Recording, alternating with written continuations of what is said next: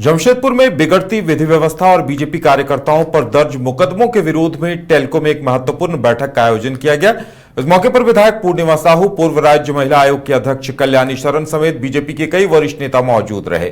शहर में लगातार बिगड़ती विधि व्यवस्था के विरोध में 3 जुलाई को आयोजित जमशेदपुर बंद के दौरान बीजेपी नेताओं और कार्यकर्ताओं पर टेल्को थाने में दर्ज किए गए कथित झूठे और निराधार मुकदमे के विरोध में भारतीय जनता पार्टी जमशेदपुर महानगर की तरफ से एक महत्वपूर्ण बैठक आयोजित की गई है। बैठक में वर्तमान परिस्थितियों पर विस्तृत चर्चा करते हुए आगे की रणनीति और आगामी आंदोलन की रूपरेखा तैयार की गई और इस मौके पर पूर्णिमा साहू समेत तमाम नेताओं ने यह कहा कि जानबूझकर बीजेपी के नेताओं को टारगेट किया जा रहा है, निराधार और झूठे मुकदमे दर्ज किए जा रहे हैं।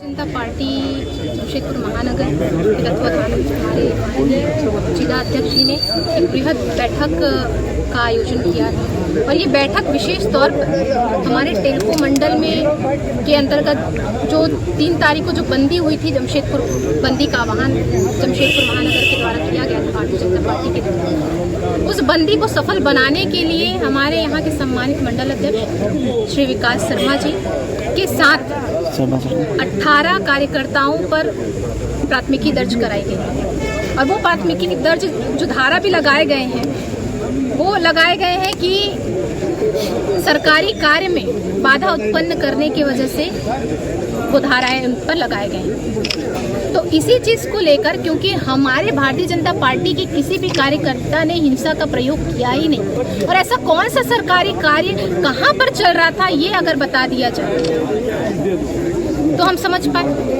3 तारीख को तो कोई सरकारी कार्य टेल्को में नहीं चल रहा था जिसे बाधा हमारे भारतीय जनता पार्टी के कार्यकर्ताओं ने पहुंचाया। तो अगला रणनीति क्या हो गया? समर्थन मांगने निकले थे, जनता का समर्थन कराया और उन्होंने तो अपना स्वेच्छा से समर्थन दिया था।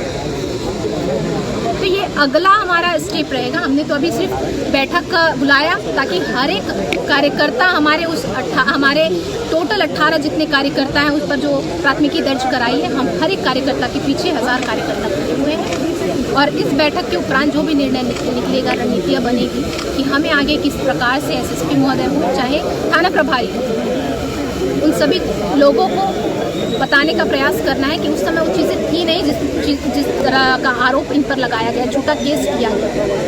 तो ये पूरी तरह से निंदनीय है और मुझे ऐसा लगता है कि अधिकारी अपने राजनीतिक विद्वेष की वजह से ऐसे कार्य कर रहे हैं ताकि भारतीय जनता पार्टी के कार्यकर्ताओं को नीचा दिखा सके, जनता के सामने शर्मिंदा महसूस करा सके। तो हम भी भारतीय जनता पार्टी के कार्यकर्ता हैं, हम डरने वाले नहीं। आगे की रणनीतियाँ बनेगी तब आपको समझ आएगा कि क्या है। एसएसपी साहब से बात हुई थी इस पूरे मामले को लेकर के आपकी? देखिए, एसएसपी साहब अभी उन्होंने पदभार ग्रहण किया है और अभी वो एक केस में ऑलरेडी हत्या के केस में वो इन्वॉल्व है। इन सभी चीज़ों को लेकर हमने निर्णय लिया है। बाकी हमारे संगठन के पदाधिकारी गण बैठ के हम सभी समन्वय बना के विचार विमर्श करके एसएसपी महोदय के पास जाने का काम करेंगे और उनको इन धाराओं के बारे में विस्तृत रूप से जानकारी देने का काम करेंगे कि क्या वो धाराएं उन पर लगनी चाहिए, क्या वैसी स्थिति थी वहाँ पे, क्या अखबार या मीडिया के माध्यम से कोई ऐसी वीडियो आए जहाँ पे हिंसा का प्रयोग किया गया हो, जहाँ पे सरकारी कार्य चल रहा हो और उसे बाधा पहुँचाने का काम किया गया हो। तो इन सभी चीज़ों को लेकर उस धारा को हटवाने की जो मांग है वो हम रखेंगे एसएसपी महोदय के पास। उसके बाद की जो रणनीतियाँ बनेगी हम रखेंगे। देखिए, आज भारतीय जमशेदपुर महानगर जिला अध्यक्ष श्री संजीव सिन्हा जी के नेतृत्व में जो बैठक, आम बैठक, जिस प्रकार आप सभी को मालूम है, जो विगत दिनों 3 तारीख को भारतीय जनता पार्टी जमशेदपुर महानगर यहाँ की बिगड़ती हुई विधि व्यवस्था, जो आए दिन चापर से किसी को काट देना, किसी की हत्या कर देना, चैन की छिनताई होना, घर घर में चोरी होना और हेलमेट के नाम पर पुलिस के द्वारा पैसा वसूली करना, सट्टा, लॉटरी, नशा के चीज़ें जैसे अवैध कारोबार होना, इन सारी बातों को लेकर भारतीय जनता पार्टी ने जमशेदपुर महानगर के कार्यकर्ताओं के साथ में बैठकर बातचीत करके जमशेदपुर बंद का आह्वान किया था। यहाँ पर जिस प्रकार पुलिस के वैन से खींचकर चापर से काटा गया हिमांशु जी को, घर रहने का मकान भर नहीं, ये खुशियों की तिजोरी है। दरवाजे पर दस्तक देता पड़ोस, खिड़कियों से उमड़ आता आसमां, तारों में उलझी ऐसी न जाने कितनी दास्तां।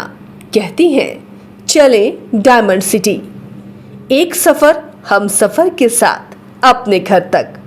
Diamond city, life long bonding, 500 से ज्यादा खुशहाल डायमंड परिवार। जल्दी करें, सिर्फ 200 फ्लैट बाकी। आज ही बुक करें अपना आशियाना।